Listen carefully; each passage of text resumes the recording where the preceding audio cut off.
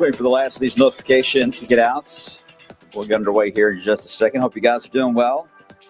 Wave meteorologist Brian Good. It is now 50 minutes after 9 on this Thursday as we get ready for the upcoming setup for the weekend. Before we do that, I hope you guys have had a chance to enjoy the record degree temperature yesterday of 80. Wasn't that nice? Now today it's not going to be a record, as you're obviously aware of. If you haven't looked outside, you will soon, as we have a lot of clouds in the area. So we're going to talk about that.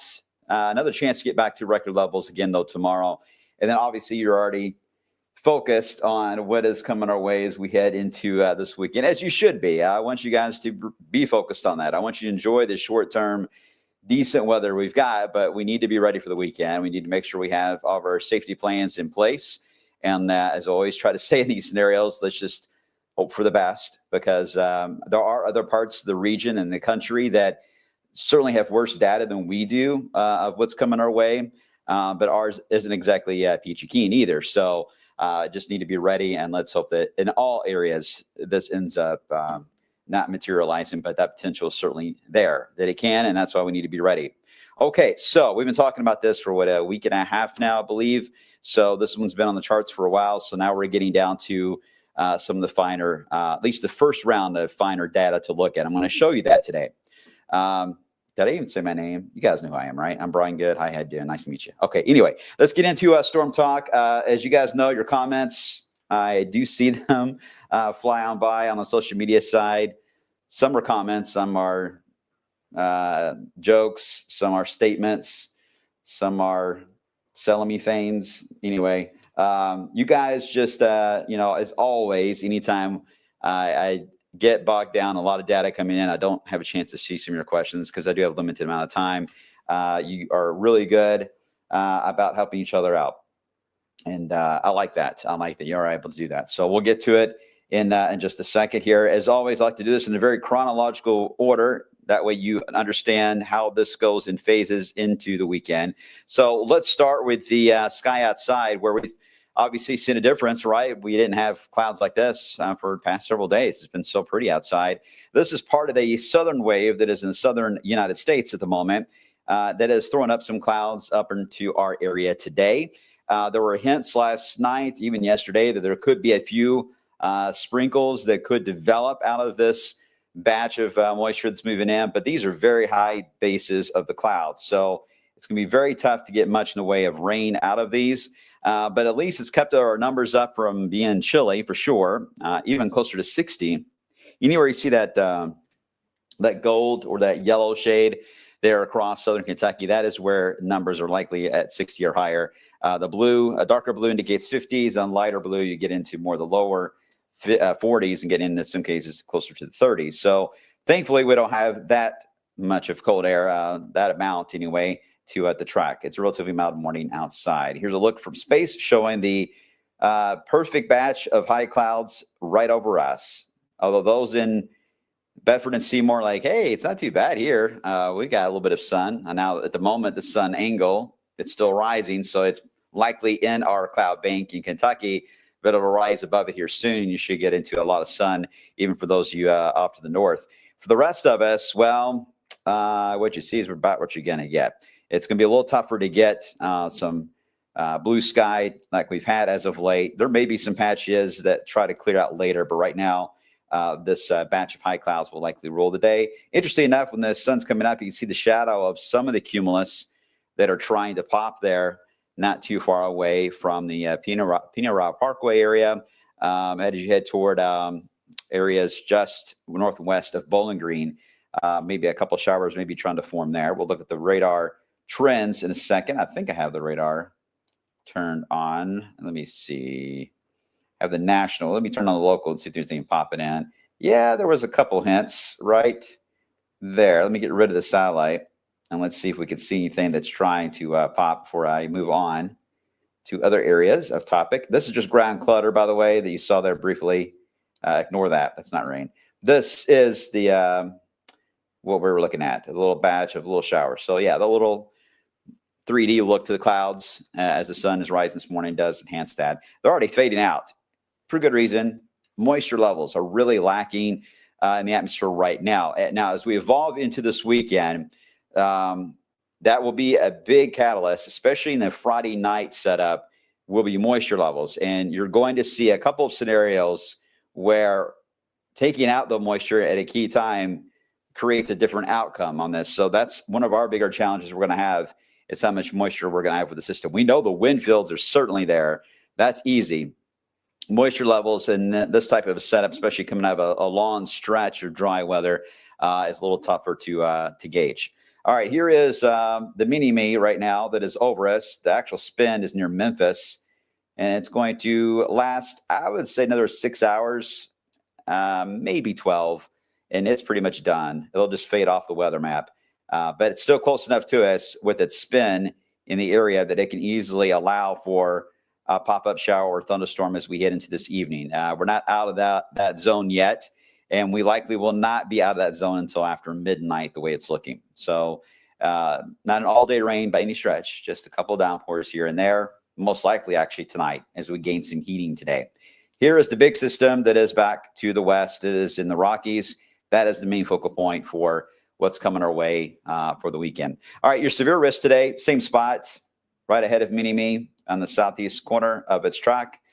Marginal severe hail and wind. Our potential for any thunderstorms that form this far north of Kentucky, they could contain hail, but not large hail. It would be like a pea-sized hail type of setup and below severe limits. So not worried about anything significant on that side. And most of you have been trying to stress, most of you won't even see a drop out of this. So I don't want to spend too much time on it. Then we get into tomorrow. Here's the severe outlook.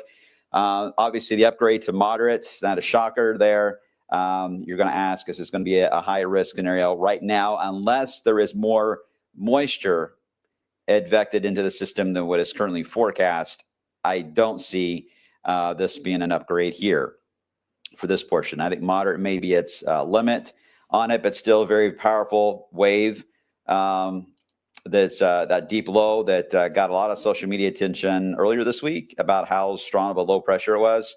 And again, this is a very arcing front that is stretched out ahead of it, and it is nearly a perfect arc on how it will develop. And it's going to, the arc itself, the front wants to wrap in the direction the low is spinning. So the front is wanting to go this way. It's going to sweep around and head north and east. At the same time, the front itself is going to be expanding in length as it tries to make that turn. So this is a very narrow, severe risk. There are chances to get some thunderstorms that may pop in advance of the line. We'll look at that in a second. But the main line itself, in any one location, it's maybe an hour, if that. I mean, it is going to be very fast. But that's the problem. Fast-moving squall lines tend to produce winds of 75 miles per hour or higher, straight line winds. So you really got to watch those scenarios more than you do the tornado threat, because they can just cause more wind damage in a more broad area. That seems to be more of the issue right now that I'm seeing for the moderate risk area that is around St. Louis. Now, they're embedded in that, you will get, these are called QLCS, quasi-linear convective systems. They've got a line of thunderstorms, but each individual line has a wiggle to it. And anytime you get a wiggle, as I always say, watch for the wiggles, you can get a spin-up tornado that can certainly develop. And then on the very end of the squall line itself, depending on how it is orientated, you can get the spotty development of supercells, the end of it, which I refer to often as the tail end Charlies. That's typically how these play out. This one's probably going to be a little different. I'll explain, but that's the outlook on a broad view. Let me zoom in and switch it over to its tornado potential. We're just looking at tornado potential here. And notice the hatch area, which indicates significant EF2 or stronger potential on tornadoes, lines up roughly across Illinois, near Evansville, just west of Bowling Green, just west of Nashville. That is a spot that there could be some significant tornadoes that could develop within that line of cells. And that risk does then drop off and then comes to an end around Cincinnati. Does a thunderstorm threat end there? No. It's these outlooks are 7 to 7. So it means that by 7 a.m., the line should be at that point. And then the outlook as far as the Storm Prediction Center is concerned is done. This map is done. We move on to the next map. at that point. So I'll show you that in a second, but it's that's how to explain these maps. Sometimes they do indicate a weakening trend, and sometimes they end because of time. They run out of the clock itself for 7 a.m. Straight line wind. Well, there's no doubt you saw an increase in color, right? The threat for straight line winds, I mentioned hurricane force winds, 75 miles per hour. And that line is a greater threat than the tornado side at the moment.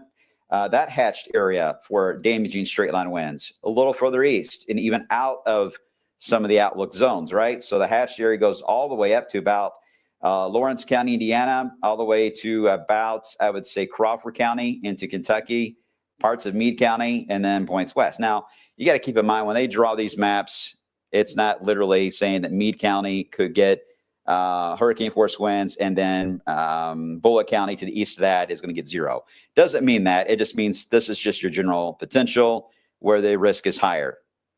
The lines have got to be drawn somewhere, right? And that's how they do this. I think you need to look at the idea of the hatched area that lines up with the brighter color level. That's where you really have your most concern as well.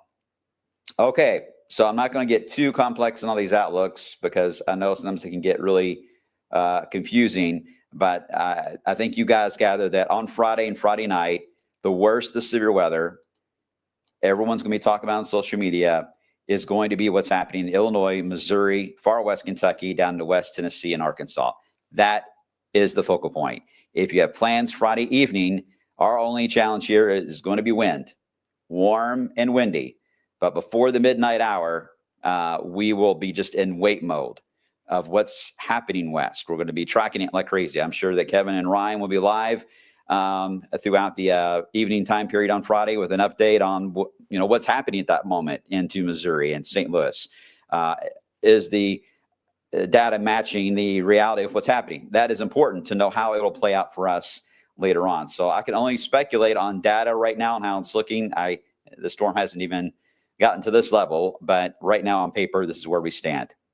For Saturday's outlook, not a whole lot of change. They did add, obviously, the moderate in a spot that isn't shocking. They moved the enhanced up to the border, and then the rest of us is still basically in the same area of slight for Saturday afternoon, Saturday night.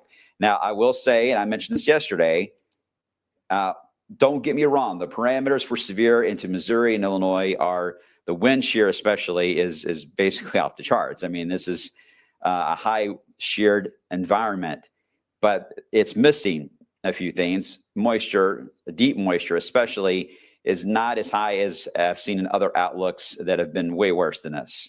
But it's up there, and you don't need a ton. You just need enough. You just need enough. And they have what looks to be just enough. So that's the reason why the messaging has been ramped up for all of our communities and friends in that area. For this one, for Saturday, it's got a new low pressure developing. Once again, we got a jet streak that's going to be moving in. Actually, the jet streak moves right across Arkansas into southern Tennessee. This is creating an environment that's going to be quite volatile as we head into, and in fact, flat out violent as we head into Saturday afternoon and Saturday night. If you have friends or family in this area, in Alabama, Georgia, Atlanta, make sure they're weather aware, because this screams tornado outbreak more than anything. It screams like lots of supercells that can form. Will it rank up there with other big events? Chris, I saw your comment. I think a lot of people like to do analogs for these. Sometimes analogs work great. Sometimes they don't, because I always feel like while you can repeat patterns, events don't exactly repeat exactly, because there's a lot of factors that change.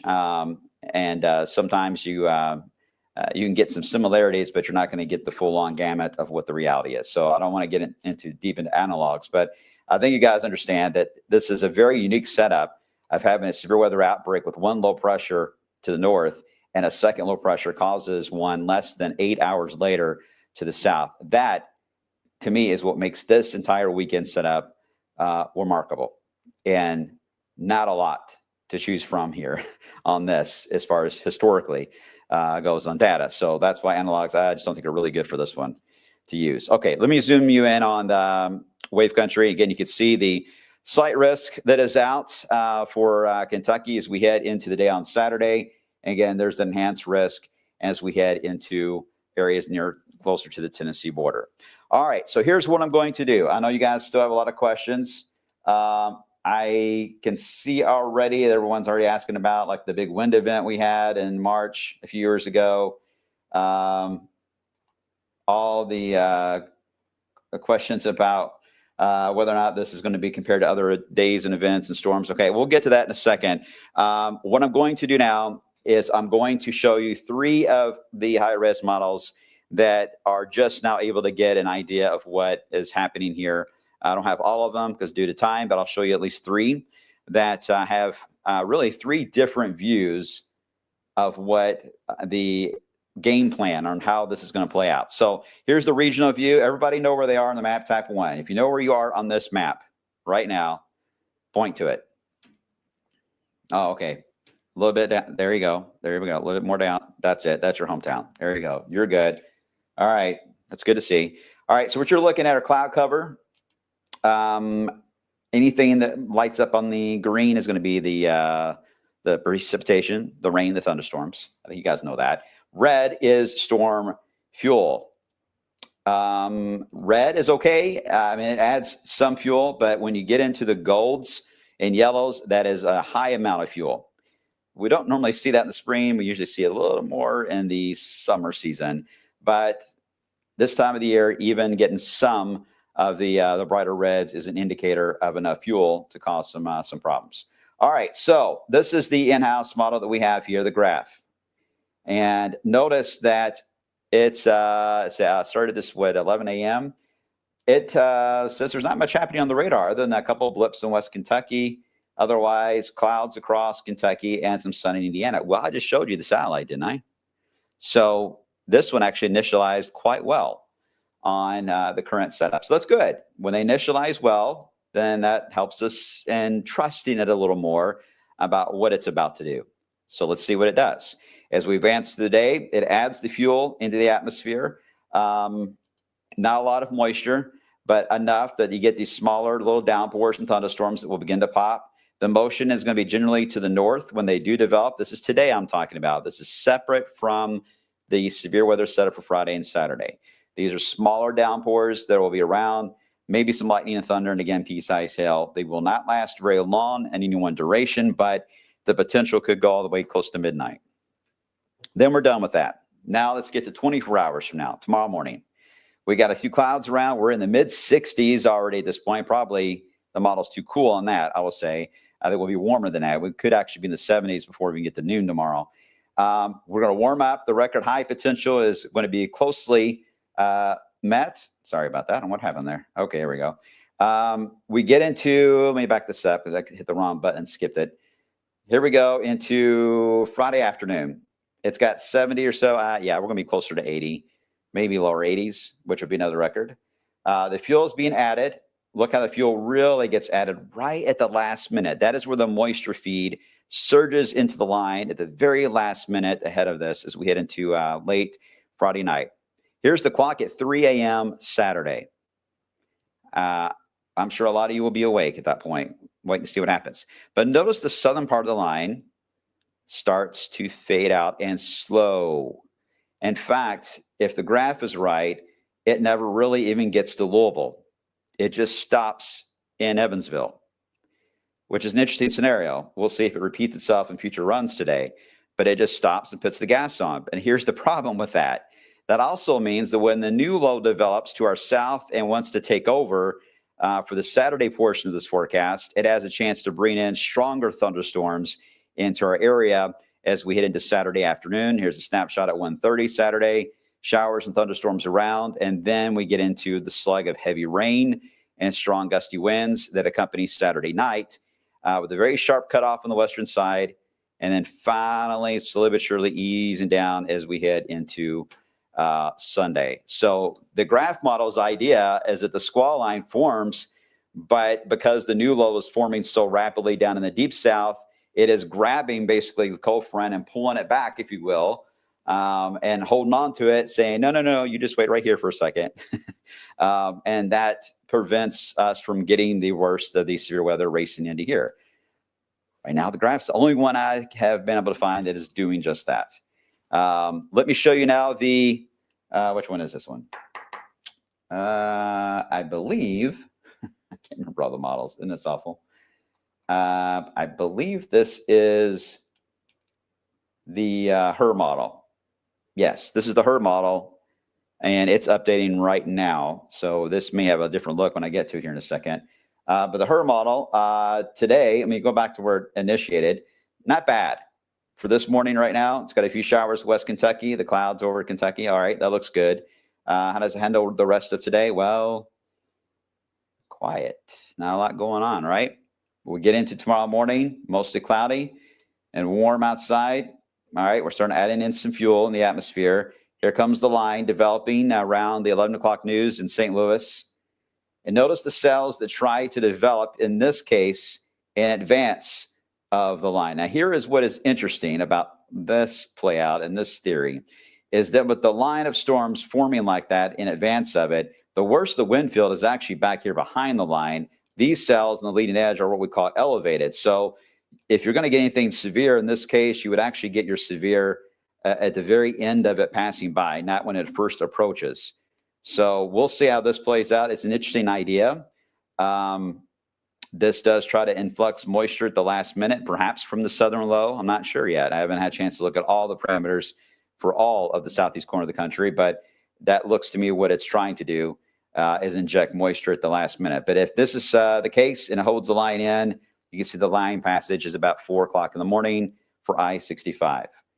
So this model says this is coming all the way through. I cannot go beyond this point. This is where the model stops. I know it's a bummer about short range models. They can't fully see all of the event into Saturday yet, but they will very soon. And let's go to our friend here, the version of a GFS called the FE3 model. And here's a problem here with this one. This one is what it has now. And we do not have clusters of thunderstorms everywhere on both sides of Kentucky and Indiana right now. We are dry. So it's hard to trust this one. But I'll show you anyway to see what it says. Calm stains down tonight, tomorrow. Warm day. Fairly quiet. Here comes the line of thunderstorms that moves in. St. Louis, roughly 11 o'clock midnight. It's been fairly consistent on all of them, really, on that. And then it does something similar to the HER, where it actually develops more supercells along the line and enhances them as they cross I-65 about 3 to 5 o'clock in the morning before we get into whatever happens on Saturday. So they all have different storylines right now on how they approach this line out of Illinois, Missouri, and gets to Kentucky. Some stall the line out and weaken it, and we don't get much more than just a wall of wind coming our way. Some actually hold on to the idea of getting straight line winds and isolated supercells embedded in the line with a tornado threat that would carry us all through the night. This is the first higher res look at the Friday night event that I'm being able to show you. We've got several more model runs to get through. So the blog update tomorrow with you guys is going to be a crucial one, because now at that point, we're down to really getting the finer details on both days. But I can only show you up to this point on high res to Saturday morning. After Saturday morning, that is when we get into the slug of heavy rain that will move in. That could contain some severe weather as well, but heavy rains can be an issue. It's worth mentioning that starting tomorrow afternoon, all day on Saturday, and even all day on Sunday, we're going to see a lot of wind come into play as we head into the area. Rainfall-wise, this is the Euro. Not a whole lot of change here. There is just a solid 1 to 3, 1 to 4, even up to 5, depending on how many rounds we get here. This is the GFS, similar idea. A soaking of heavy rain, majority of this being Saturday night. And here's the Canadian, a little bit lower, but same concept that will be at play. Before I get into the longer term, any questions I can answer on this, because I know you're going to want to ask specific times. I'll have those for you either later today or tomorrow. But I want you guys to be aware that as far as Friday afternoon and Friday evening, we'll be quiet. It's just going to be warm and windy. At 11 o'clock tomorrow night, Friday night, St. Louis is going to be getting hit. Illinois down to Arkansas. Right now, the target time that really is starting to show up in the first round of higher res data is roughly 1 to 2 a.m. to about 5 to 6 a.m. it's in the middle of the overnight. That's why we're going to talk about this, and we have been so much, and we'll talk about it a lot, because that is the most dangerous time, as you guys know, especially at Friday night when a lot of you have been out and about and may not be fully aware. So you're going to hear us talk a lot about that window, that time period, to be extra vigilant. We don't want to scare you. We don't want you to stay awake all night. Just have a way to be notified. A wave weather app has notifications set. You can even turn on the ability to have your phone flash in your phone settings. That way, if an alert comes out, it'll flash to wake you up. NOAA weather radio, that will also wake you up. Just have a way to be notified as the line approaches, because I'm sure there'll be watches that will be issued and warnings will be issued well in advance. Weather service offices are ready to go with this. They're prepared for it, so they're going to be issuing, I'm sure, alerts way in advance, because remember, these will be moving fast. So the lines or the polygons, the warnings they draw on the map will likely be very long polygons, and to give everyone a big heads up. So as long as you have a way to be notified, you shouldn't miss this. You shouldn't miss this. Leave it up to us to analyze it and get you through it. But it's up to you to make sure you have a way to get notified. All right, we'll deal with the heavy rain portion, the Saturday portion, as we get closer in time. Next week, windy and cooler early week. This next system, about a week or so, next Wednesday, maybe Thursday.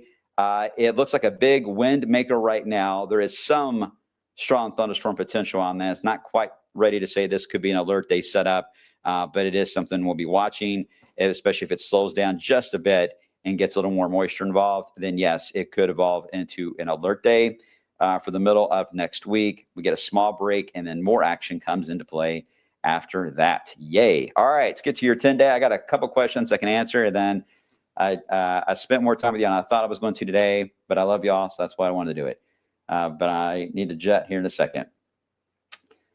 Wind, Kyle, wind in general is going to be advisory level type wind, 35 to 45. There will be spots where you can go over 50, but some of that will be thunderstorm induced, so that makes it tough. Hi, Ren, how you doing? I've been hearing a few people say the tornado risk is lower in Kentucky for Saturday. Do you think that holds? I wouldn't say it's lower compared to what? Lower compared to Friday night? Yeah, I think that's fair. Probably lower than Friday night, but I don't think it's low, and it's lower compared to Alabama and Georgia, what they're going to deal with Saturday, but it's not low entirely as far as to the point where it's going to be ignored. Hey, Chris, SRH, EHI values. He's referring to the spin in the atmosphere, guys, on that. It depends which model you look at.